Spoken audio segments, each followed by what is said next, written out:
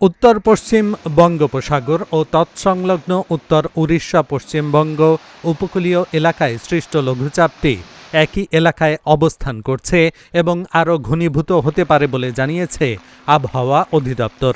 এর প্রভাবে কুয়াকাটা সংলগ্ন বঙ্গোপসাগর উত্তাল রয়েছে।